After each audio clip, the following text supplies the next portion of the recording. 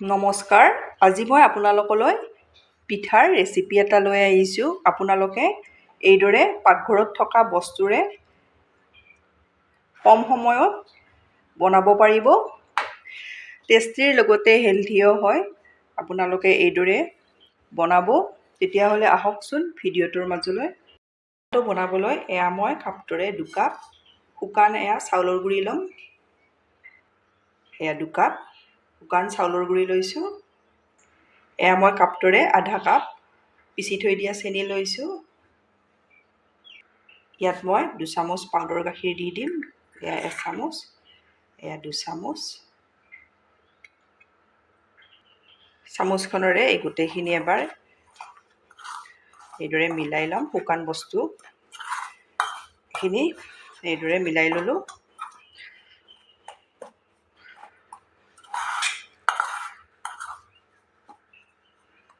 এতিয়া মই ইয়াতে দি দিম 2 চামুচ ফ্ৰেছ মলাই। এইদৰে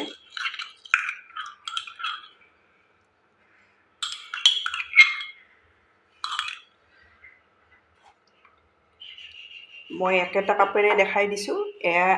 1 কাপ গাখীৰ। এই গোটেইখিনি মই এবাৰ এইদৰে মিলাই ল'ম। এইখিনি ভালদৰে মিলাই ল'ব লাগিব।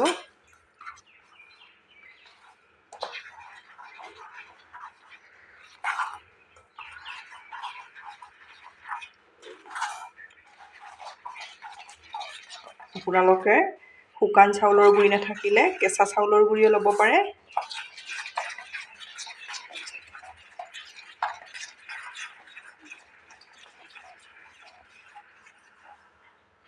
এইখিনি মই মিলাই ল'লোঁ। ইয়াত আৰু গাখীৰ লাগিব। আপোনালোকে যদি কেঁচা চাউলৰ গুড়ি লয় কম গাখীৰো লাগিব পাৰে। কমকৈ দি মিলাই ল'ব। ইয়াত মই আৰু 3-4 চামুচ জোখত গাখীৰ দি এইদৰে মিলাই ল'ম।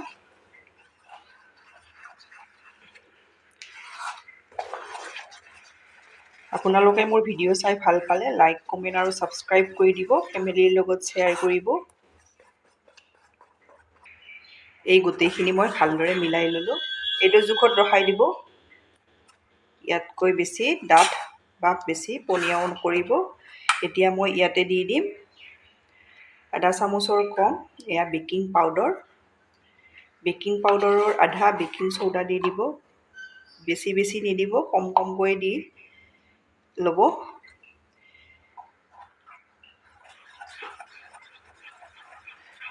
এইদৰে মিলাই ল'লোঁ। ইয়াত মই 2 চামুচ টুটি ফুটি দি দিছোঁ। মই আপোনালোকে বনাব বিচাৰিলে মোৰ চেনেলত পাই যাব। ঘৰত বনোৱা টুটি ফুটি। এইখিনি এবাৰ এইদৰে মিলাই ল'ম। এইখিনি ভালদৰে মিলাই ল'ব। মোৰ মিলাই লোৱা হৈ গ'ল। এইখিনি মোৰ ভালদৰে মিলাই লোৱা হৈ গ'ল। এতিয়া মই কেক টিন এটা লৈছোঁ। ইয়াত ঘি, ৰিফাইন বা বাটাৰ যিকোনো এটা ঘঁহি ল'ব। এতিয়া মই ইয়াতে পিঠাৰ মিশ্ৰণখিনি এইদৰে দি দিছোঁ। এইদৰে দি অলপ এইদৰে টেপটেপাই দি দিব। এতিয়া মই ইয়াৰ ওপৰতো অলপ এইদৰে টুটি ফুটি দি দিম।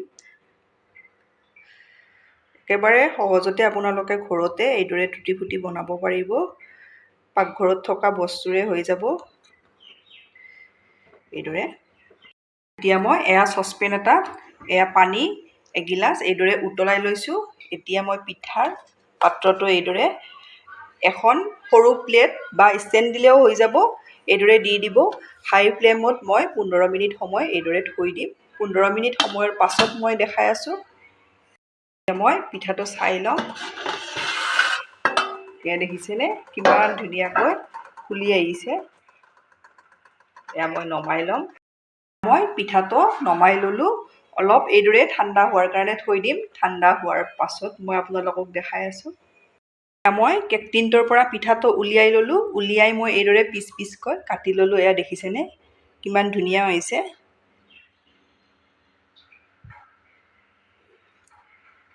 এতিয়া মই প্লেটত এইদৰে লৈ লওঁ।